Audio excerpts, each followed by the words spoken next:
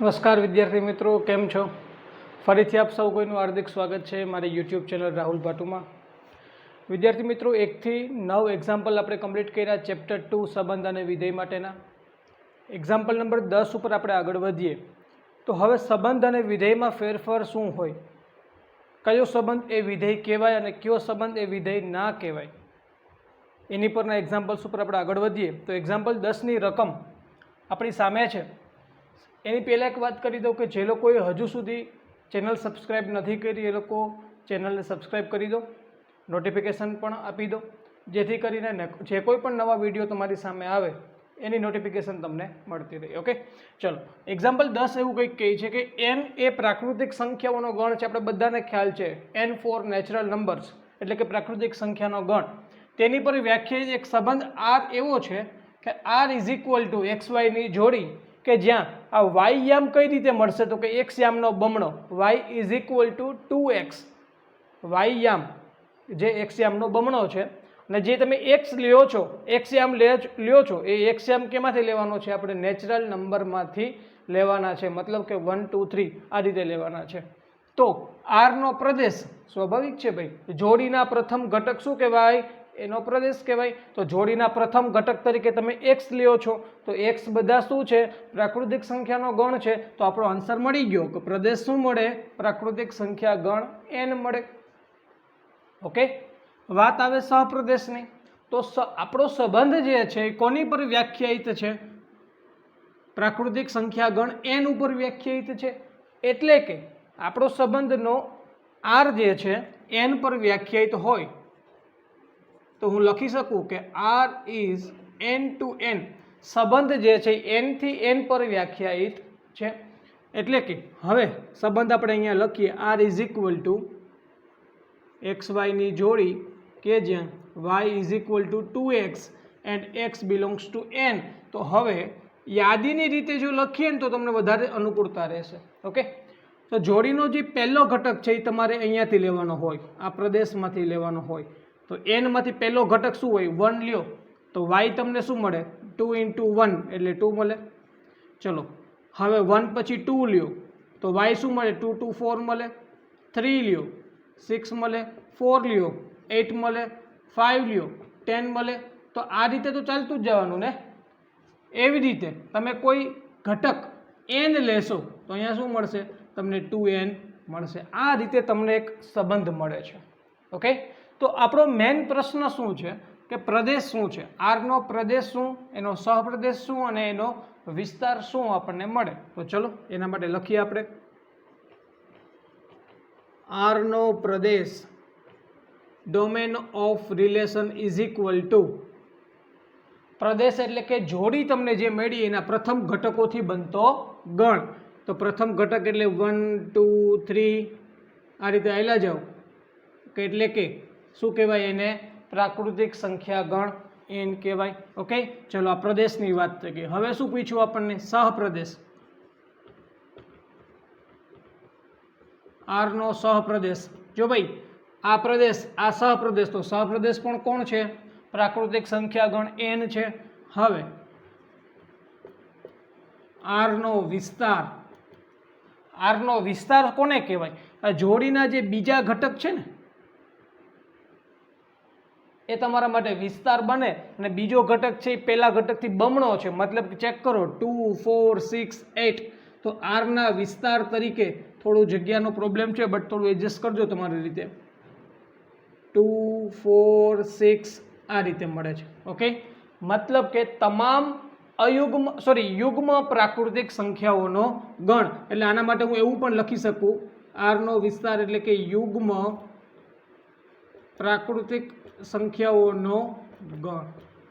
r નો વિસ્તાર મને શું મળે છે? યુગ્મ પ્રાકૃતિક સંખ્યાઓનો ગણ. એવું પણ લખી શકાય કે 2n where n belongs to natural number. Okay, ચલો પ્રદેશની વાત થઈ ગઈ. પ્રદેશ તરીકે પ્રાકૃતિક સંખ્યા ગણ n મળે, સહપ્રદેશ તરીકે પ્રાકૃતિક સંખ્યા ગણ n મળે, બટ વિસ્તાર તરીકે તમામ યુગ્મ પ્રાકૃતિક સંખ્યાઓ મળે છે 2 4 6 એટલે કે યુગ્મ પ્રાકૃતિક સંખ્યાઓનો ગણ. ચલો આ પ્રશ્ન પૂરા કર્યા. હવે આપણો એક પ્રશ્ન છે કે શું આ સંબંધ વિધેય છે? આપેલો આ સંબંધ વિધેય કહેવાય કે ના કહેવાય ચેક કરીએ આપણે. એ ચેક કરવા માટેની થિયરી શું કે ભાઈ પ્રદેશના દરેક ઘટક માટે અનન્ય પ્રતિબિંબ મળવું જોઈએ. પ્રદેશના દરેક ઘટક માટે અનન્ય પ્રતિબિંબ મળે. કહેવાનો મતલબ શું થયું? પ્રદેશના ઘટક ચેક કરો 1 2 3 4 5 આ રીતે ચાલ્યા જાઓ તો એના માટે અનન્ય પ્રતિબિંબ. તો આ પ્રતિબિંબ કોને કહેવાય? પહેલા ઘટક માટે જે વાયયામ હોય ને, વાયયામ જોડીનો બીજો ઘટક વાયયામ, તો એને પ્રતિબિંબ કહેવાય. શું કહેવાય? એને પ્રતિબિંબ કહેવાય. ચેક કરો જોઈએ. 1 છે તો 1 માટે આપણને પ્રતિબિંબ કેટલું મળે? 2 મળે. તો 1 માટે બીજું કોઈ પ્રતિબિંબ મળે ખરું? ના. 1 માટે એક જ પ્રતિબિંબ છે, ફાઇનલ છે. કયું પ્રતિબિંબ છે? 2. 1 માટે એક જ પ્રતિબિંબ મળે, 2 માટે એક જ પ્રતિબિંબ મળે, 3 માટે એક જ પ્રતિબિંબ મળે, 4 માટે એક જ પ્રતિબિંબ મળે. મતલબ કે પ્રદેશના દરેક ઘટક માટે અનન્ય પ્રતિબિંબ મળે છે. આમ પ્રદેશના દરેક ઘટક માટે અનન્ય પ્રતિબિંબ મળે એટલા માટે આપેલો સંબંધ એ વિધેય છે. તો લખી શકાય, કારણમાં લખવું હોય તો,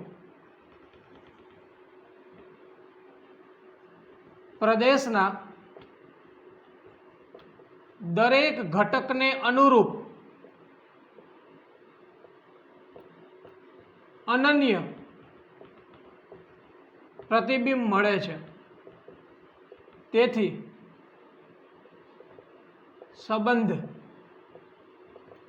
વિધેય કહેવાય. સંબંધ એ વિધેય છે. થોડું જગ્યાનું એડજસ્ટમેન્ટ કરજો. ઓકે, બાકી બધા આન્સર તો અહીંયા આવી ગયા છે. ચલો રેડી. નેક્સ્ટ જોઈએ એક્ઝામ્પલ નંબર 11. રકમ તમારી સામે છે. બસ એ જ કન્સેપ્ટ છે કે નીચે આપેલા સંબંધ જે છે એ વિધેય છે કે નહીં, અને વિધેય હોય તો એનું કારણ બતાવો, અથવા તો વિધેય ના હોય તો પણ એનું કારણ બતાવો. ઓકે, તો 3 સંબંધ આપણી પાસે છે. પહેલો સંબંધ ચેક કરીએ.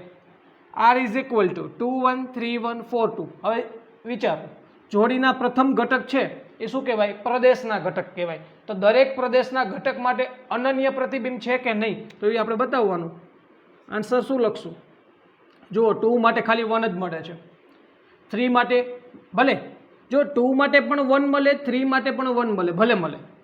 પ્રદેશના ઘટક માટે તો અનન્ય પ્રતિબિંબ જ છે ને. પ્રદેશના ઘટક માટે તો અનન્ય પ્રતિબિંબ જ છે. હું તમને કિરણ આકૃતિ દ્વારા સમજાવું તો પ્રદેશના ઘટકમાં 2 3 4 છે. રેડી? 1 અને 2 છે અહીંયા. તો 2 માટે આન્સર કેટલો મળે આપણને? 1 મળે. 3 માટે આન્સર કેટલો મળે? 1 મળે. 4 માટે આન્સર શું મળે? 2 મળે.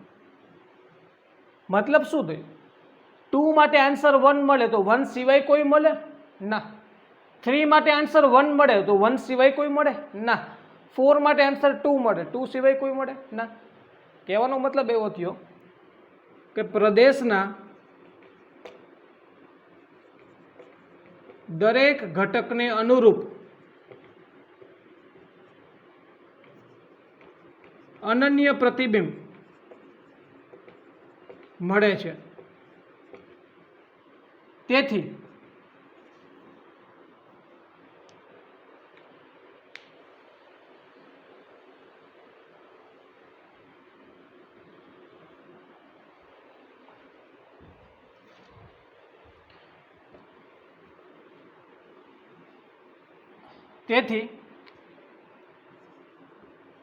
આપેલ સંબંધ એ વિધેય કહેવાય. પ્રદેશના દરેક ઘટકને અનુરૂપ અનન્ય પ્રતિબિંબ મળે છે એટલા માટે આપેલ સંબંધ એ વિધેય કહેવાય. અહીંયા ધ્યાન આપો. જો ભાઈ 2 માટે આન્સર કેટલો મળે? 2 મળે. પહેલા આપણે એવું કહીએ છીએ કે પ્રદેશના ઘટક 2 નું પ્રતિબિંબ 2 મળે. પછી આપણે એવું કહીએ કે પ્રદેશના ઘટક 2 નું પ્રતિબિંબ 4 મળે. તો કહેવાય શું? અહીંયા પ્રદેશના ઘટક 2 માટે 2 પ્રતિબિંબો મળે છે. અનન્ય પ્રતિબિંબ નથી મળતું. અનન્ય એટલે કે એક અને માત્ર એક જ પ્રતિબિંબ મળવું જોઈએ. અનન્યનો મતલબ થયો એક અને માત્ર એક જ પ્રતિબિંબ. તો પ્રદેશના ઘટક 2 માટે 2 પ્રતિબિંબો મળે છે. તેથી આપેલ સંબંધ એ વિધેય નથી. ચલો રેડી. આટલું એકદમ સરળ છે ભાઈ. તમે જોઈ શકો છો અહીંયા 2 માટે પણ 2 મળે અને 2 માટે 4 મળે છે. અહીંયા રેડી છે. 3 માટે 3 મળે, 4 માટે 4 મળે, બરાબર. 3 માટે એક જ પ્રતિબિંબ છે, 4 માટે એક જ પ્રતિબિંબ છે, પણ અહીંયા 2 માટે 2 પ્રતિબિંબ મળ્યા.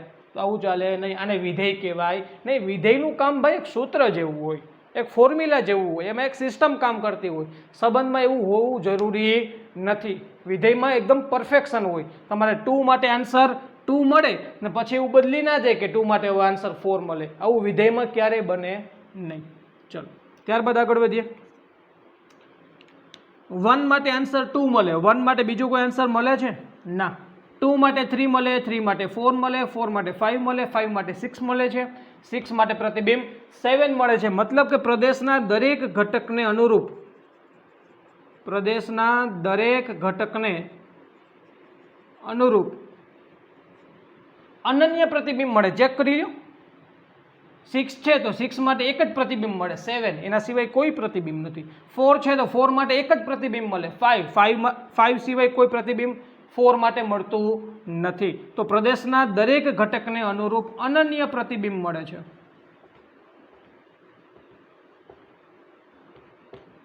તેથી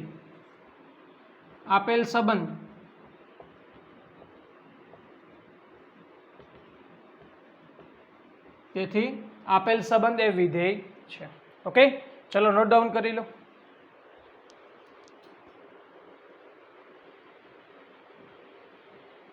ચલો ત્યારબાદ એક્ઝામ્પલ નંબર 12 પર આપણે આગળ વધીએ. n એ પ્રાકૃતિક સંખ્યાઓનો ગણ છે અને આપણને જે વિધેય આપી દીધું છે n થી n પરનું વિધેય છે. પ્રાકૃતિક સંખ્યા ગણ પર વ્યાખ્યાયિત વિધેય છે અને સુરેખ વિધેય કહેવાય આને. અને કેવું વિધેય કહેવાય ભાઈ? સુરેખ વિધેય. 2x + 1 મતલબ કે આ રીતે વિધેય હોય ને mx + n પ્રકારનું, જ્યાં m અને n અચળ છે, તો આ પ્રકારના વિધેયને સુરેખ વિધેય કહેવાય. તો આપણને એક સુરેખ વિધેય એ લોકોએ આપી દીધું છે અને દ્વારા વ્યાખ્યાયિત વાસ્તવિક વિધેય છે. આ વ્યાખ્યાની મદદથી નીચેનું કોષ્ટક પૂર્ણ કરો. કઈ વાંધો નહીં ભાઈ. એક આપણે 7 વસ્તુ મેળવવાની છે તો 1 બાય 1 કમ્પ્લીટ કરીએ. ફર્સ્ટ ઓફ ઓલ f(1) મેળવવા. ભાઈ f(1) એનો મતલબ શું છે? વિધેયમાં x ના બદલે, x ને દૂર કરી x ના બદલે 1 મૂકવાના છે. ચલો મૂકો. x ના બદલે 1 તો 2 × 1 એટલે 2 + 1 એટલે આન્સર શું આવે? 3. f(2) માટે મેળવવું જોઈએ. 2 × 2 + 1 એટલે 4 + 1 5 થશે. 3 મૂકવો જોઈએ. 2 × 3 + 1 એટલે 7 થાય. 2 × 4 + 1 એટલે 8 + 1 9 મળે છે. f(5) માટે વિચારો. 2 × 5 + 1 = 11 થાય. f(6) માટે વિચારીએ. 2 × 6 + 1 13 મળે.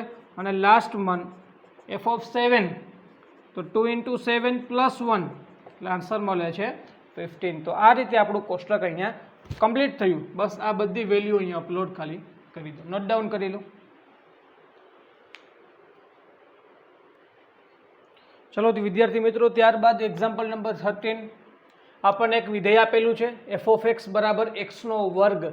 અને વિધેય જે છે r થી r ઉપર વ્યાખ્યાયિત છે. મતલબ કે વાસ્તવિક સંખ્યા ઉપર આધારિત આખું વિધેય છે, પ્રાકૃતિક સંખ્યા ઉપર નહીં. ટોટલ વેલ્યુ ઉપર આખું આધારિત વિધેય છે.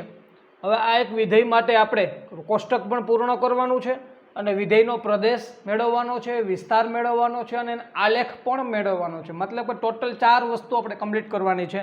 સૌપ્રથમ આપણે કોષ્ટક કમ્પ્લીટ કરીએ તો આ પ્રદેશના ઘટક આપણને આપી દીધા. પ્રદેશમાં તો અનંત ઘટક છે. જો r થી r છે એટલે પ્રદેશમાં ઘટક કેટલા છે? અનંત. r એટલે કે અનંત સંખ્યાઓ એની અંદર છે, પણ એમાંની અમુક સંખ્યાઓ આપણને આપી દીધી છે. આ અમુક સંખ્યાઓ માટે આપણે વિધેયનું આ કોષ્ટક પૂર્ણ કરવાનું છે. x ની કિંમત આપણે અહીંયા મૂકવાની છે. -4 મૂકો તો -4² 16, -3² 9, -2 મૂકો તો -2² 4, -1² 1, 0² 0, 1² 1, 2² 4, 3² 9 અને 4² 16. એટલે આ રીતે આપણને આપણું કોષ્ટક અહીંયા કમ્પ્લીટ થાય છે. ઓકે. બીજી વસ્તુ હવે શું કીધું છે? આ વિધેયનો પ્રદેશ, વિધેયનો પ્રદેશ એને કહેવાય domain of function is equal two પ્રદેશ શું મળે છે ભાઈ? પ્રદેશ. વિધેય જે છે આર થી આર પરનો વિધેય છે, એટલા માટે વિધેયનો પ્રદેશ એટલે કે DF is equal to x. તમામ એક્સની કિંમતો પણ કેવા એક્સ કે જે એક્સ છે ને આરમાં હોય, એટલે કે ટોટલ આર. હું આર પણ લખી શકું છું, આ રીતે લખીએ તો એ ચાલે, અથવા તો એવું કહી શકો કે આર બધી જ કિંમતો આ આપણા માટે પ્રદેશ બને છે. ઓકે, કારણ કે વિધેય જે છે આર થી આર પરનું છે. તો બીજું આપણને એવું કીધું છે વિધેયનો વિસ્તાર, રેન્જ ઓફ ફંક્શન કહેવાય એને, એક્સનો વર્ગ. વિધેયના વિસ્તાર તરીકે આપણને એક્સની જે તમે કિંમતો લ્યો છો એનો વર્ગ, એટલે કે x belongs to R. X તમારે આરમાંથી લેવાના, એક્સ તમારે આરમાંથી લેવાના અને એ તમામ કિંમતોનો વર્ગ એ આપણા માટે વિધેયનો વિસ્તાર તરીકે આવશે. એની અંદર જો તમારે જો પ્રદેશ તરીકે તમે ટોટલ કિંમત લઈ શકો આરની, એમાં ઋણ કિંમત પણ આવી જાય, ઋણ વાસ્તવિક સંખ્યા પણ આવે, જીરો પણ લઈ શકો, ધન વાસ્તવિક સંખ્યા પણ લઈ શકો. પણ એના વિસ્તારની વાત કરું ને તો વિસ્તારમાં આપણને એના વર્ગ છે, જો એક્સનો વર્ગ છે, તો કોઈ દિવસ ઋણ સંખ્યા મળે નહીં, જીરો મળે અને ધન મળે. એટલે કે ધન વાસ્તવિક સંખ્યાઓ એટલે કે આર પ્લસ યોગ જીરો. આ રીતે પણ આન્સર લખી શકાય. પ્રદેશ તરીકે આર પણ લખી શકાશે અને વિસ્તાર તરીકે આર પ્લસ યોગ જીરો આપણને મળે છે. ઓકે, અને સહપ્રદેશ તમને કીધો નથી પણ આપણે લખવું હોય તો લખી શકીએ કે વિધેયનો સહપ્રદેશ, જેને કહેવાય codomain of function is equal to, વિધેય કેવું છે આર થી આર પરનું વ્યાખ્યાયિત છે, એટલે આ આર એટલે કે એક્સ કે જ્યાં એક્સ બિલોંગ્સ ટુ આર અથવા તો આર, આ આપણા માટે એનો સહપ્રદેશ થઈ ગયો છે. હું ફરીથી કોઈને હજુ ડાઉટ હોય કે પ્રદેશ સહપ્રદેશ વિસ્તાર કેમ નક્કી કરાય, તો ભાઈ આ પહેલી વસ્તુ પ્રદેશ છે, આ બીજી વસ્તુ સહપ્રદેશ છે, અને જે આન્સર આપણને મળે, આ બધા આન્સર જે મળ્યા છે એ આન્સરને દર્શાવતો ગણ, એ બધા જવાબને ભેગા કરો અને ગણ સ્વરૂપે રજૂ કરો તો એ જે ગણ છે ને એ આપણા માટે વિસ્તાર બને છે.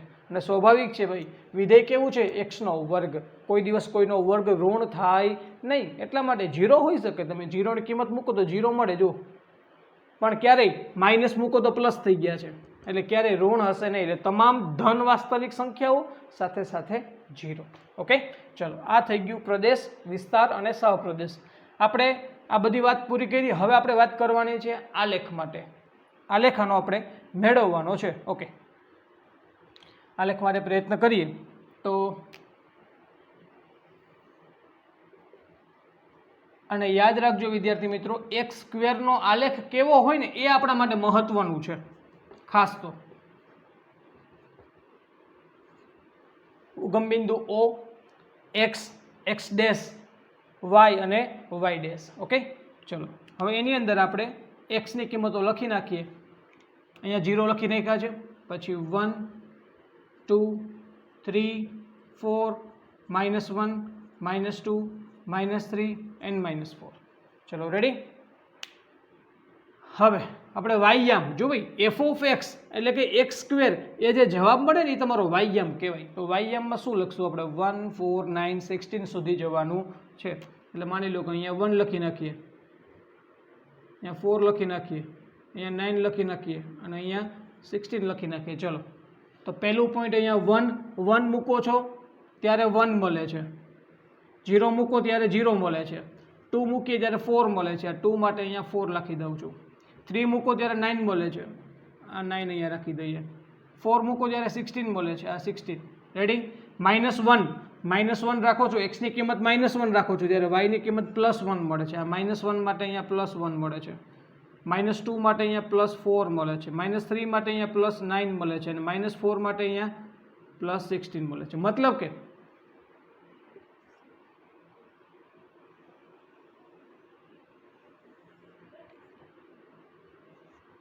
આ પ્રકારે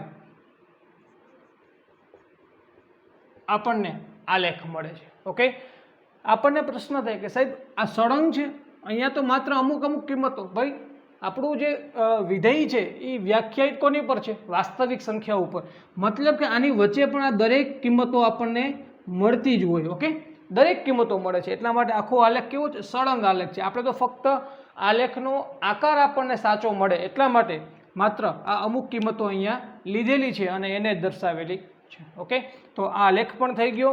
પ્રદેશ, વિસ્તાર, સહપ્રદેશની વાત કરી અને કોષ્ટક પૂર્ણ કર્યું. નોટ ડાઉન કરી લો.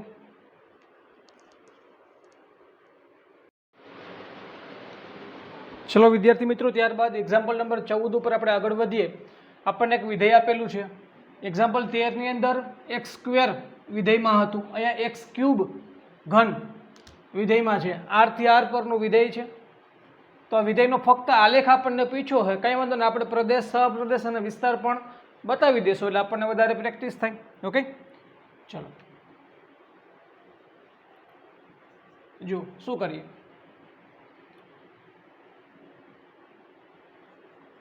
આલેખ બનાવવા માટે થોડી ઘણી હું કિંમત લઉં છું. માની લો કે હું -3 લઉં એક્સના બદલે, તો -3 નો ઘન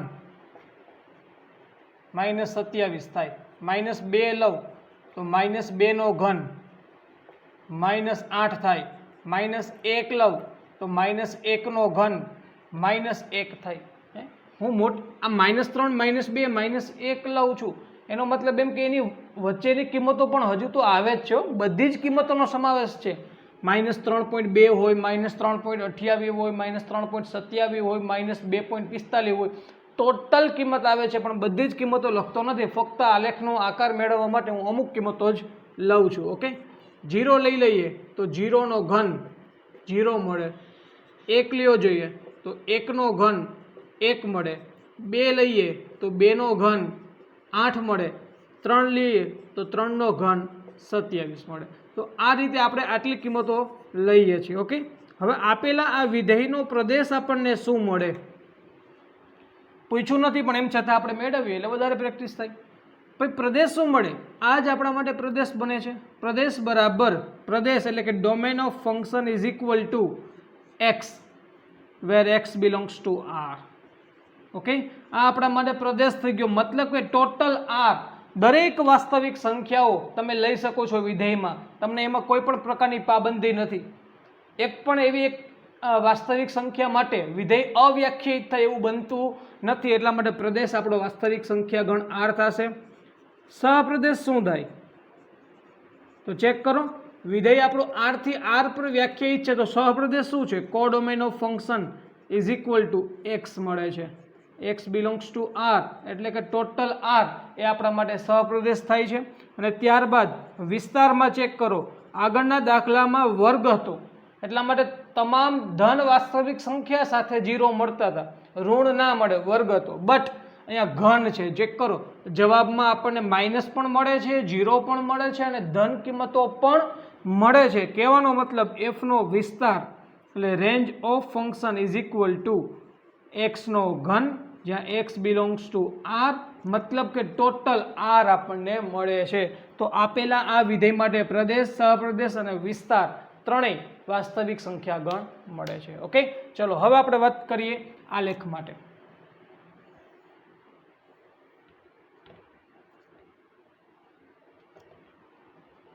અહીંયા એક્સ અક્ષ, અહીંયા ઋણ એક્સ અક્ષ, આ વાય અક્ષ, આ ઋણ વાય અક્ષ, ઉગમ બિંદુ ઓ અથવા તો 0 પોઈન્ટ આપણે બતાવી દઈએ. 0 પછી 1 2 and 3 -1 -2 -3. ચલો રેડી. 1 નો ઘન 1 મળે છે. 2 ના ઘન માટે તમે 8 લખો છો. આ 1 લખીએ, અહીંયા 8 લખીએ. 3 ના ઘન માટે તમે 27 લખો છો. એવી રીતે -1 ના ઘન માટે -1 લખીએ, -2 ના ઘન માટે -8 લખીએ અને -3 ના ઘન માટે -27 લખીએ. ઓકે, બસ આપણે તો મતલબ ફક્ત આકારથી છે. આલેખ આપણને કેવો દેખાય છે, એનો શેપ કેવો મળે એ મહત્વનું છે. અને 0 માટે 0, 1 નો ઘન 1 મળે, 2 નો ઘન 8 મળે, 3 નો ઘન 27 મળે. એવી રીતે -1 નો ઘન -1 મળે, -2 નો ઘન -8 મળે અને -3 નો ઘન -27 મળે. તો આલેખ જે છે ને આ રીતે એનો આલેખ મળે છે. થોડુંક ટેક્સ્ટ બુકમાં જોજો, એટલે ઉતાવળમાંથી મેં લાઈન ડ્રો કરેલી છે એટલા માટે આલેખ બાકી તમને સમજાવું ને આ રીતે આલેખ મળે છે જાણો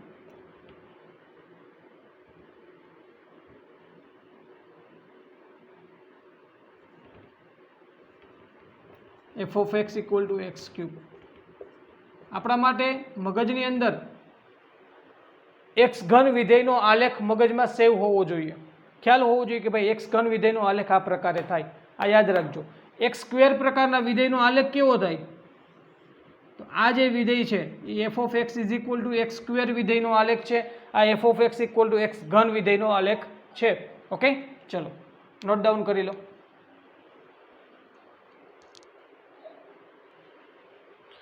ત્યારબાદ એક્ઝામ્પલ નંબર 15 જરા જોઈએ આપણે તો આપણને એક વિધેય આપ્યું છે r - 0 થી r અત્યાર સુધી તમે નોટિસ કર્યું હશે કે r થી r n થી n પણ અહીંયા કેમ આવું કરેલું છે કે r - 0 થી r ભાઈ આ 0 ને દૂર કરવાનું માત્ર એક જ કારણ કે જો તમે 0 રાખશો તો વિધેય વ્યાખ્યાયિત નહીં બને શા માટે કારણ કે વિધેય કેવું છે ચેક કરો 1/x હવે 1/x ના બદલે 0 આવે તો 1/0 એટલે વિધેય અવ્યાખ્યાયિત બની ગયું એટલા માટે પ્રદેશમાંથી 0 કાઢી નાખ્યા મતલબ કે આને વંચાઈશું અને એવું વંચાય નોટ ડાઉન કરજો તમારી રીતે શૂન્યતર વાસ્તવિક સંખ્યા એનો મતલબ એવો કે શૂન્ય સિવાયની તમામ વાસ્તવિક સંખ્યાઓ ઓકે તો આ આપણા માટે વિધેય છે અહીંયા પણ કીધેલું છે કે x તમારે કેવા લેવાના છે કે ટોટલ r લઈ લેવાના બટ 0 નહીં લેવાના થી વ્યાખ્યાયિત એક વિધેય આપેલ છે આ વ્યાખ્યાના આધારે નીચેનું કોષ્ટક આપણે પૂર્ણ કરવાનું છે આ વિધેયનો પ્રદેશ અને વિસ્તાર મેળવવાનો છે ઓકે થોડીક સ્પીડ આવે એટલા માટે મેં બધી જ કિંમતોનું સોલ્યુશન લખી નાખ્યું છે ઓકે ચલો F of x equal two 1/x હવે એક્સના બદલે -2 લ્યો તો 1/2 એટલે અડધું માઇનસના તો માઇનસ 1/2 એટલે અડધું એટલે 0.5 ચલો એના પછી 1/-1.5 1/-1.5 આ આપણે ડાયરેક્ટ ના આવડે તો કેલ્સી કરવાનું 1/1/1.5 કરો એટલે 0.67 આવે માઇનસના માઇનસ ઓકે હવે -1 લ્યો તો 1/-1 આ તો ડાયરેક્ટ કહી શકાય -1 આન્સર આવે ચલો ત્યારબાદ -0.5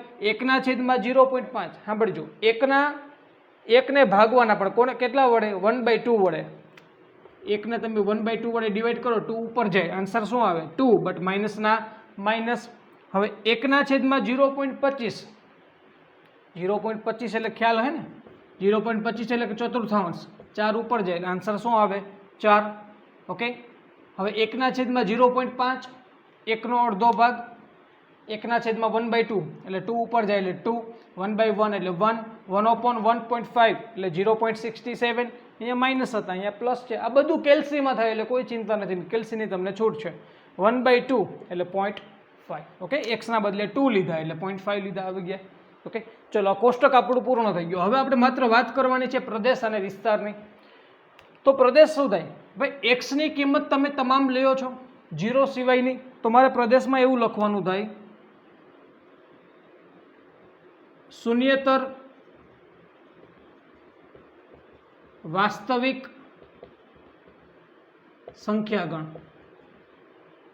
એટલે કે r - 0 હું 0 સિવાયની તમામ વાસ્તવિક સંખ્યા લઈ શકું અને એ જ આપણા માટે પ્રદેશ બને વિસ્તાર શું બને વિસ્તાર એટલે કે તમારો જવાબ તમે ઋણ કિંમતો લ્યો છો તો ઋણ મળે છે તમે ધન કિંમતો લ્યો છો તો ધન મળે બટ તમે 0 તો લઈ નથી શકતા તો આન્સર કોઈ દિવસ 0 આવે ખરો કોઈ દિવસ આન્સર 0 આવશે નહીં એટલા માટે વિસ્તાર પણ એવો જ આવે શૂન્યતર વાસ્તવિક સંખ્યાગણ હજુ કોઈને ડાઉટ હોય તો હું તમારું ડાઉટ સોલ્યુશન કરું છું પ્રશ્ન થશે એક આન્સર આવે હા ચેક કરી લો તમે 1 લેશો x ની કિંમત 1 રાખો તો 1/1 એટલે 1 જવાબ આવે 2 જવાબ આવે ચેક કરો છો 3 જવાબ આવે સર 3 આવી શકે ચેક કરો x ની કિંમત તમે 1/3 રાખો તો f of x is equal to 1/x છે x ના બદલે 1/3 છેદનો છેદ અંશમાં જાય જવાબ 3 મળે છે ઓકે મતલબ કે ટોટલ કિંમત મળે 0 મળશે નહીં એટલે કે વિસ્તાર એટલે કે તમારો જવાબ તો જવાબમાં તમને 0 નથી મળતા એટલા માટે શૂન્યતર વાસ્તવિક સંખ્યા ગણ એ આપણો વિસ્તાર થશે ઓકે નોટ ડાઉન કરી લો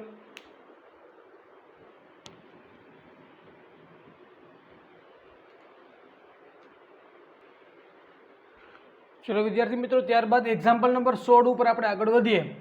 આપણને બે વિધેય આપેલા છે, એફ વિધેય અને જી વિધેય. હવે બંને વાસ્તવિક વિધેય છે, તો આ બંને વિધેયના સરવાળા, બાદબાકી, ગુણાકાર અને ભાગાકાર, આ 4 પ્રોસેસ આપણે કરવાની છે. ચલો સૌપ્રથમ આપણે મેળવીએ બંનેનો સરવાળો. F plus g of x is equal to f of x plus g of x, એટલે કે બંને વિધેયનો સરવાળો, એટલે કે પહેલું વિધેય એટલે એક્સ સ્ક્વેર અને બીજું વિધેય એટલે કે 2x પ્લસ 1. તો આ થયો આપણો ફાઇનલ આન્સર. ઓકે, ચલો ત્યારબાદ બંનેની બાદબાકી માટે વિચારીએ. F minus g of x એટલે કે f of x minus g of x. F of x એટલે કે x square minus g of x વિધેય એટલે કે 2x પ્લસ 1, મતલબ કે x square minus 2x minus 1 આપણો ફાઇનલ આન્સર થશે. ત્યારબાદ ગુણાકાર માટે વિચારીએ, એટલે બંને વિધેયનો ગુણાકાર થાય. F of x into g of x એટલે કે x square into 2x plus 1 એટલે કે એક્સ સ્ક્વેર મલ્ટીપ્લાય થાય તો 2x cube plus x square into 1 એટલે એક્સ સ્ક્વેર થશે. અને ત્યારબાદ એફના છેદમાં જી એટલે f upon g of x is equal to f of x ના છેદમાં જી ઓફ એક્સ, બંને વિધેયનો ભાગાકાર. તો એફ ઓફ એક્સ કેટલા છે? એક્સ સ્ક્વેર ના છેદમાં 2x પ્લસ 1. પણ એક ધ્યાન, ફક્ત એક જ જગ્યાએ સરવાળા, બાદબાકી, ગુણાકાર એમાં કોઈ ચિંતા નહીં, પણ ભાગાકાર વખતે એક જ ધ્યાન રાખવાનું કે આ f upon g of x છે. જો ભાઈ બે વિધેયનો સરવાળો કરવાથી જે મળે એ પરિણામી વિધેય જ હોય. બે વિધેયના બાદબાકીથી પણ આપણને વિધેય જ મળે, બે વિધેયના ગુણાકારથી વિધેય જ મળશે અને બે વિધેયના ભાગાકારથી પણ આપણને એક વિધેય જ મળે. તો આવું નવું મળતું વિધેય વ્યાખ્યાયિત થવા માટે એના છેદમાં રહેલ વસ્તુ 0 ન થવી જોઈએ. એ વસ્તુ આપણે ખાસ યાદ રાખશું. એટલે કે અહીંયા તમારે લખવું પડે કે એક્સની વેલ્યુ શું નથી, કારણ કે એક્સની કઈ કિંમત માટે આ 0 થાય એ ચેક કરવું હોય તો આ રીતે ચેક થાય. જુઓ, ધ્યાન આપજો, આ છેદ બરાબર 0 લઈ લેવાના. તો 2x બરાબર કેટલા થયા? -1. તો x બરાબર કેટલા થયા? -1/2.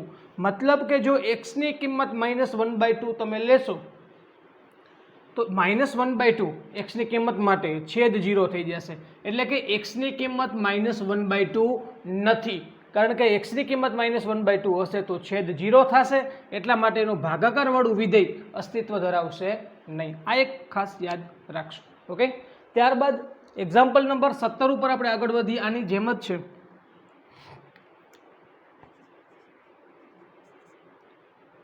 બે વિધેય આપેલા છે અને બે અનઋણ વાસ્તવિક સંખ્યાના ગણ પર આધારિત છે. ભાઈ અનઋણ શબ્દ શા માટે વાપરો? અનઋણ એટલે કે જે ઋણ નથી. 0 હોઈ શકે અને ધન હોઈ શકે. અનઋણ, ઋણ નથી ભાઈ, કારણ કે વર્ગમૂળ વાળું એક વિધેય છે અને વર્ગમૂળ વાળું વિધેય હોય તો એની અંદર ઋણ ચાલે નહીં, એટલા માટે એણે કીધું છે અનઋણ વાસ્તવિક સંખ્યાનો ગણ. ચલો પહેલા આપણે મેળવીએ બંનેનો સરવાળો. F plus g of x એટલે કે f of x plus g of x એટલે કે √x પ્લસ એક્સ થાય. ચલો બાદબાકી કરીએ. F minus g of x એટલે કે f of x minus g of x એટલે કે √x માઇનસ એક્સ થશે. હવે ગુણાકાર કરીએ એટલે કે f of x into g of x, બંનેનો ગુણાકાર થાય તો √x ઇન્ટુ એક્સ. હવે જરા વિચાર કરજો, આ એક્સની આધાર સરખો, અહીંયા 1/2 ઘાત અને 1 ઘાત એટલે કે ઘાતનો સરવાળો થાય. 1 અને અડધી એટલે દોઢી, એટલે એક્સની 3/2 ઘાત આપણો આન્સર આવે ગુણાકાર કરીએ ત્યારે. અને છેલ્લે ભાગાકાર જ્યારે કરવાનો થાય f upon g of x એટલે કે એફ ઓફ એક્સ ના છેદમાં g of x. F of x કેટલા છે ભાઈ? √x છે, ના છેદમાં જી ઓફ એક્સ કેટલા છે? x. પણ મેં તમને કીધું ને છેદ 0 થવો જોઈએ નહીં, એનું આપણે એક ખાસ ધ્યાન રાખશું. ઓકે, તો f of x upon g of x માટે વિચાર કરો તો √x ના છેદમાં x એટલે કેટલા થાય? અહીંયા અડધી ઘાત અને અહીંયા આખી ઘાત, તો નીચે અડધી ઘાત આવે 1 ના છેદમાં √x. પણ છેદ 0 ન થવો જોઈએ એટલા માટે લખશું કે xની કિંમત 0 નથી. જો xની કિંમત 0 થશે તો છેદ 0 થશે અને વિધેય અવ્યાખ્યાયિત બનશે. ઓકે, નોટ ડાઉન કરી લો.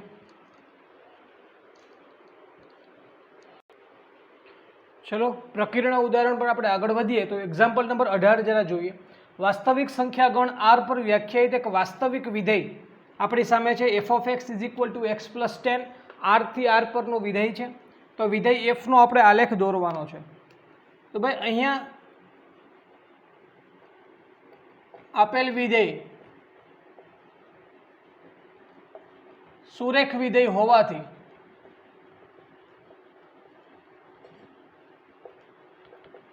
આલેખ એક રેખા મળે. વિધેય કેવું છે? સુરેખ વિધેય છે. જરા જુઓ, x plus 10 mx plus c પ્રકારનું વિધેય છે. એટલે આપેલ વિધેય એ સુરેખ વિધેય હોવાથી એનો આલેખ આપણને એક રેખા મળશે. હવે આલેખ દોરવા માટે અમુક કિંમતો લઈએ જેથી કરીને આપણને થોડી સરળતા રહી. જુઓ, હવે વિધેય કેવું છે? આર થી આર પરનું વિધેય છે અને વિધેય તરીકે F of x is equal to x plus 10 છે. ચલો હવે એક્સની કિંમત હું આરમાંથી કોઈ પણ કિંમત લઉં. માની લો કે હું 0 લઈ લઉં છું તો 0 પ્લસ 10 ઇક્વલ ટુ મને કેટલા મળે? 10 મળે. તો આપણા માટે એક બિંદુ તૈયાર થઈ ગયું. કયું બિંદુ તૈયાર થયું છે? અહીંયા 0, 10 બિંદુ કે જે આપણા આલેખમાંથી આ બિંદુમાંથી આપણો આલેખ પસાર થાય એવું કહી શકાય. તમે -10 લ્યો, એક્સના બદલે -10 લ્યો તો -10 પ્લસ 10 એટલે 0 થયા. એટલે કે આ બિંદુ થયું -10 0. બરાબર. આવી તો તમે કોઈ પણ કિંમત લઈ શકો. 1 લેશો તો 1 પ્લસ 10 એટલે કે 11 મળે. તો આ રીતે આ 1 11 થાય. તમે -2 લ્યો તો -2 પ્લસ 10 થાય તો 8 મળે. તો -2 અને 8 આ રીતે એક બિંદુ આપણને મળે.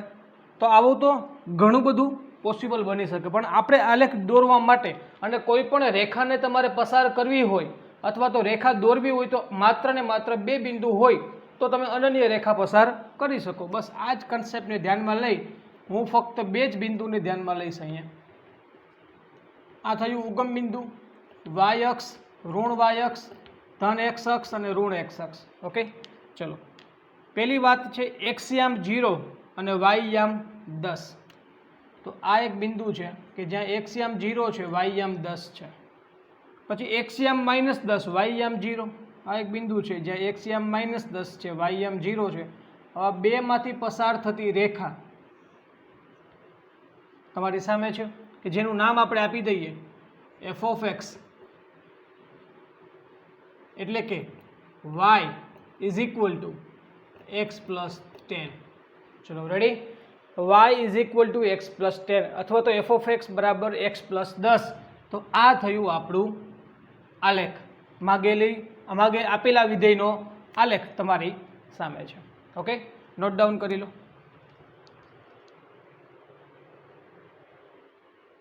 ઓકે વિદ્યાર્થી મિત્રો, ત્યારબાદ એક્ઝામ્પલ નંબર 19 ઉપર આપણે આગળ વધીએ. આ 19મું એક્ઝામ્પલ જે છે એ ધોરણ 12નું ચેપ્ટર નંબર 1 સંબંધ અને વિધેય એની આખી થિયરી છે.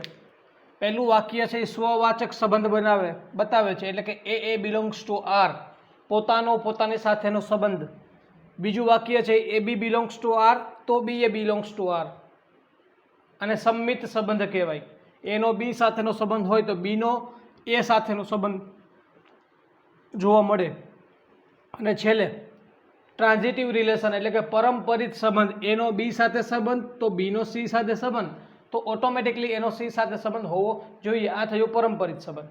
ઓકે, તો આ બધી વાત છે ધોરણ 12ના પહેલા ચેપ્ટરની. પણ તમને ખાલી એક રજૂઆત આપી છે. આપણે શું કરવાનું છે અત્યારે ધોરણ 11ના લેવલ ઉપર થઈ. ઓકે, હવે આપણને એક સંબંધ આપી દીધો અહીંયા. આર એ ક્યુ થી ક્યુ પરનો સંબંધ છે. આર એટલે કે સંબંધ છે. આ આર શું છે? રિલેશન બતાવે. ક્યુ થી ક્યુ પરનો સંબંધ છે. ઓકે, સંબંધ શું છે? તો કે આ એ બી ની જોડી જે છે એમાં આ એ અને બી ક્યુમાંથી છે.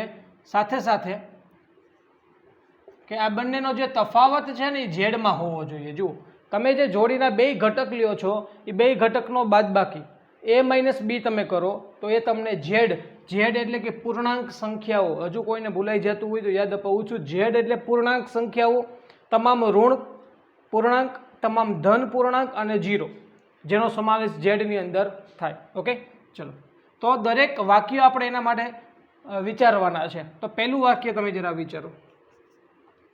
પ્રત્યેક એ બિલોંગ્સ ટુ ક્યુ માટે એ બિલોંગ્સ ટુ આર. હવે તમે જુઓ એ મતલબ કે તમારા જોડીના બે ઘટક તરીકે એ અને એ લેવાના છે, સરખા ઘટક લેવાના છે. તો લખી શકાય કે એ માટે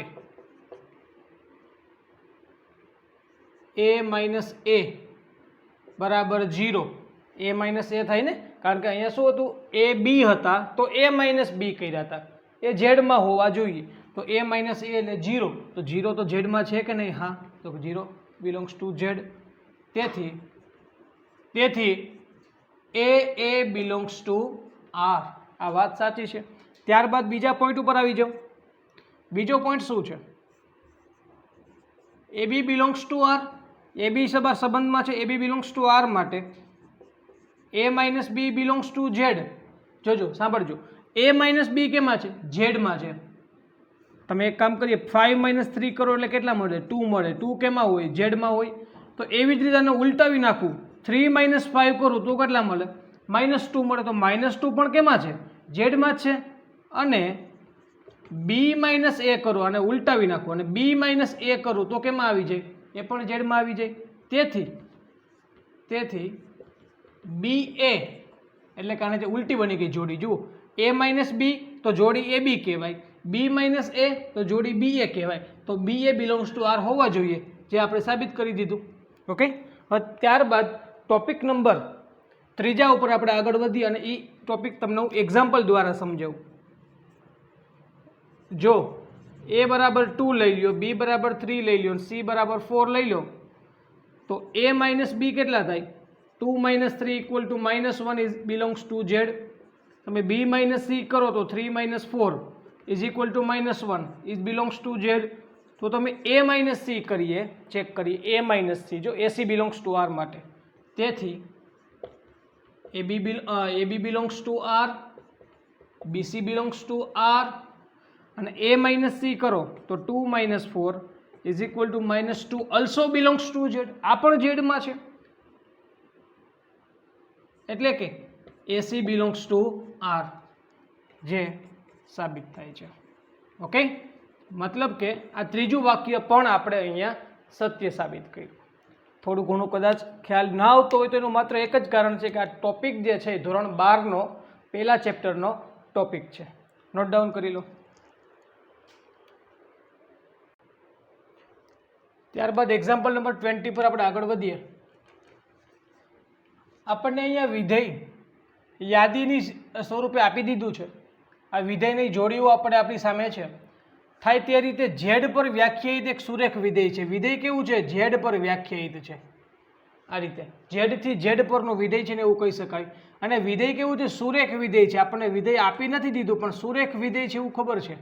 તો ચલો mx પ્લસ સી, કે જ્યાં એમ અને સી અચળ છે. સુરેખ વિધેય કેવું હોય? mx પ્લસ સી પ્રકારનું હોય, કે જ્યાં એમ અને સી કેવા છે? અચળ છે. ઓકે. હવે આપણે વિધેય મેળવવું છે, મતલબ કે એમ અને સી ની કિંમતો મેળવવી છે. કોની મદદથી મળશે? તો એના માટે આપણને આ વિધેયની જોડીઓ આપી દીધી છે. આપણે એની મદદથી એમ અને સી ની કિંમતો મેળવીએ. હવે 0 - 1 જે છે એ વિધેયમાં આવેલા છે. આ જે જોડી છે એ વિધેયની જોડી કહી શકાય. એટલા માટે તેથી એક્સની કિંમત તમે 0 લ્યો, એફ ઓફ 0 તમે એક્સની કિંમત 0 લેશો એટલે કે m ઇન્ટુ 0, અથવા તો એવું લખી શકાય કે એક્સની કિંમત 0 લેવાથી જવાબ શું મળે? -1. એટલે કે m ઇન્ટુ 0, એક્સના બદલે 0 મૂકી દેવાના. વિધેયમાં 0 મૂકો એટલે કે એક્સના બદલે 0 એટલે m into 0 plus she is equal to -1. તો સીની કિંમત મને કેટલી મળી? -1 મળે છે. ઓકે. એકદમ સરળ થઈ ગયું. ચલો ત્યારબાદ આવી જાઓ. હવે શું લખી શકાય? 0 - 1. પ્રશ્ન થાય કે સાહેબ અહીંયા 4 જોડી છે, 4 જોડીમાંથી તમે કેમ માત્ર આ જોડી સિલેક્ટ કરી? ભાઈ એ જોડી સિલેક્ટ કરવાથી એક્સનો લોપ થઈ જાય. જુઓ, એક્સ પોતે 0 એટલે ડાયરેક્ટલી મને સીની કિંમત મળી ગઈ. એટલા માટે એ જોડી સિલેક્ટ કરી. હવે બીજી વખત સિલેક્ટ કરતી વખતે કોઈ પણ સિલેક્ટ કરી શકાય, પહેલી, બીજી, ત્રીજીમાંથી કોઈ પણ. હું 1 1 સિલેક્ટ કરું. હવે 1 1 છે એ કેમાં છે? એફની અંદર છે. તેથી એક્સની કિંમત 1 રાખવાથી પણ જવાબ શું મળે? 1 મળે. મતલબ કે એક્સના બદલે 1 મૂકો વિધેયમાં, m into 1 plus she is equal to 1, તો એમ સીની કિંમત કેટલી છે -1 ઇઝ ઇક્વલ ટુ 1, તો એમની કિંમત કેટલી મળે -1, જમણી બાજુ જાય તો +1 એટલે 1 + 1 2, તો આ રીતે મને એમની કિંમત પણ મળી ગઈ. તો આ રીતે આપણને એમની કિંમત પણ મળી ગઈ, અહીંયાથી સીની કિંમત મળી, અહીંયાથી એમની કિંમત મળી. આ f of x is equal two શું હતા mx + c, તેથી F of x is equal two એમની કિંમત 2x અને સીની કિંમત કેટલી મળી -1, તો એફ ઓફ એક્સ કેટલા મળ્યા આપણને 2x - 1. ઓકે, તો ભાઈ સુરેખ વિધેય કીધું એટલા માટે મેં F of x is equal two mx + c લખ્યા છે. હવે આ ચાર જોડીમાંથી કોઈ પણ બે જોડીનો ઉપયોગ કરવાનો અને લોકની રીતે ઉકેલી નાખવાનો. તો પહેલી જોડી મેં ઉપયોગમાં લીધી 0 - 1 એટલે ડાયરેક્ટલી મને મળી ગયા સીની કિંમત -1, એક્સની કિંમત 0 મૂકવાથી આન્સર આપણને -1 મળે. આનો મતલબ એવો થયો કે એફ ઓફ 0 ઇક્વલ ટુ -1 અને એફ ઓફ 1 ઇક્વલ ટુ 1, એમ અને સી મળી ગયા એટલે વિધેય આપણને મળી ગયું. ત્યારબાદ એક્ઝામ્પલ નંબર 21 જરા જોઈએ. આપણને એક વિધેય આપ્યું છે અંશમાં અને છેદમાં. અંશ અને છેદ સ્વરૂપે એક વિધેય છે, તો એ વિધેયનો પ્રદેશ મેળવવાનો છે. ખાસ એક જ વાત યાદ રાખવાની છે, વિધેયનો પ્રદેશ મેળવતી વખતે જો વર્ગમૂળ આપેલું હોય, મારી ચેનલમાં ઓલરેડી JEE માટેના કોઈ પણ પ્રકારનું ફંક્શન હોય તેનો પ્રદેશ કેમ મેળવવો એના માટેના 2 વિડીયો મૂકેલા છે, પાર્ટ 1 અને પાર્ટ 2. આ કમ્પ્લીટ કરશો એટલે કોઈ પણ પ્રકારનું ફંક્શન હોય એ JEE લેવલનું હશે તો પણ તમે એનું પ્રદેશ આરામથી મેળવી શકશો. ઓકે, તો કોઈ પણ વિધેયનો પ્રદેશ મેળવવો હોય તો 2 વાત યાદ રાખવાની. જો છેદમાં કોઈ પણ વિધેય છેદ સ્વરૂપે હોય, અંશ અને છેદ સ્વરૂપે, તો છેદ એક તો 0 ના થવું જોઈએ, અને બીજી વાત કે જો વર્ગમૂળ સ્વરૂપે હોય તો વર્ગમૂળની અંદર કોઈ દિવસ ઋણ થવા જોઈએ નહીં. આ 2 વાતને ધ્યાનમાં લઈ અને દાખલાનું સોલ્યુશન થાય. તો અહીંયા શું છે, વર્ગમૂળ નથી બટ અંશ અને છેદ છે, તો છેદ 0 થવો ન જોઈએ. બરાબર, વિધેય વ્યાખ્યાયિત થાય, વિધેય વ્યાખ્યાયિત બને તે માટે છેદ શૂન્ય ન હોવો જોઈએ. તેથી x² - 5x + 4 is not equal two 0. આ 0 ન થવા જોઈએ. બસ હવે આ સમીકરણનું તમે સમાધાન કરો. સરવાળો 5 ગુણાકાર 4, 4 × 1 = 4 એટલે 2 અવયવ પડે. પહેલો અવયવ પડે x - 4 અને બીજો અવયવ પડે x - 1 is not equal to 4. એનો મતલબ એમ થયો કે x is not equal to 4 and x is not equal to 1. મતલબ કે તમારે x ની કિંમત 4 અથવા તો x ની કિંમત 1 રાખવાની નહીં. જો તમે x ની કિંમત 4 કે પછી 1 રાખી દેશો, 1 રાખો, જુઓ 1² 1, 1 + 4 એટલે 5 અને 5 × 1 એટલે 5 માઇનસ એટલે -5 + 5 0 થઈ ગયા. એટલે 1 ના રાખી શકો અને 4 ના રાખી શકો. તો લખશું શું આપણે અહીંયા, x is not equal to 4 and x is not equal to 1. આમ વિધેયનો પ્રદેશ domain of function is equal to કોઈ પણ કિંમત રાખશો તો ચાલશે, પરંતુ 1 અને 4 રાખવાની નહીં. તો આ થયો આપણો વિધેયનો પ્રદેશ. ઓકે, નોટ ડાઉન કરી લો.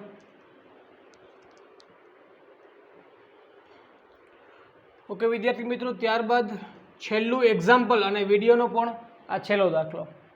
આપણને એક વિધેય આ પ્રકારે આપી દીધું છે અને આપેલા વ્યાખ્યાયિત વિધેયનો આપણે આલેખ દોરવાનો છે. આલેખ દોરવા માટે ભાઈ અમુક કિંમતો આપણી પાસે હોવી જરૂરી છે. એક્સની કિંમત ઋણ હોય તો આપણું વિધેય આ 1 - x છે. એક્સની કિંમત 0 હોય તો વિધેય આપણું 1 છે. એક્સની કિંમત ધન હોય તો વિધેય આપણું x + 1 છે. ઓકે, ચલો હું શરૂઆત કરું છું -3 થી. એક્સની કિંમત હું -3 રાખું એટલે કે ઋણ રાખું છું, ઋણ. એક્સની કિંમત -3 એટલે કે ઋણ છે, તો વિધેય થાય 1 - x ના બદલે -3, તો 1 - પ્લસ એટલે 1 + 3 એટલે 4 મળે. -2 રાખીએ તો ઋણ છે, 1 - 2 +3 મળે. -1 રાખવો જોઈએ તો 1 - 1 1 - +1 એટલે 2 મળે. ચલો 0 રાખો. જ્યારે એક્સની કિંમત 0 રાખો છો ત્યારે ફિક્સ છે, આપણને જવાબ કેટલો મળે, 1 મળે. એક્સની કિંમત 1 રાખો એટલે કે ધન, હવે ધન થઈ ગયું છે એટલા માટે આ બાજુ આવી જવાનું, તો 1 + 1 એટલે 2 મળશે. 2 રાખશો 2 + 1 એટલે 3 મળે અને 3 રાખો ત્યારે 3 + 1 એટલે કે 4 મળે. તો આવું તો ઘણું બધું થઈ શકે. ઓકે, હવે આપણે આની પરથી આપણો આલેખ ઇઝીલી ડ્રો કરી શકીએ.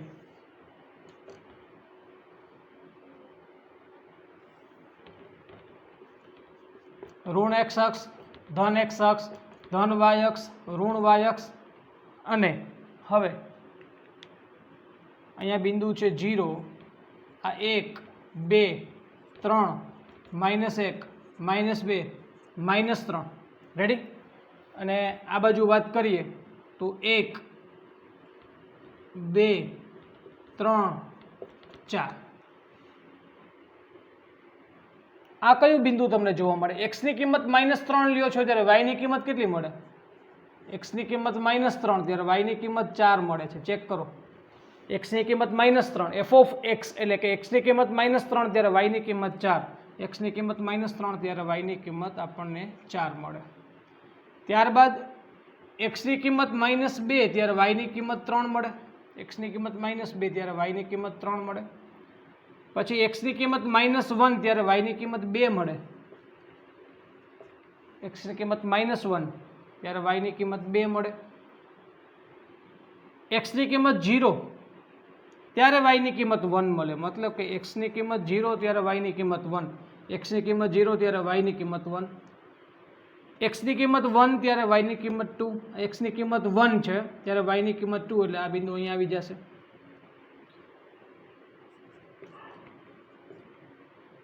x ની કિંમત 2 ત્યારે y ની કિંમત 3 મળે, x ની કિંમત 2 ત્યારે y ની કિંમત 3 મળે. પછી x ની કિંમત 3 ત્યારે y ની કિંમત 4 મળે, x ની કિંમત 3 ત્યારે y ની કિંમત આપણને 4 મળે છે. ઓકે, તો બસ હવે આપણે આ આલેખને ડ્રો કરવો હોય, સોરી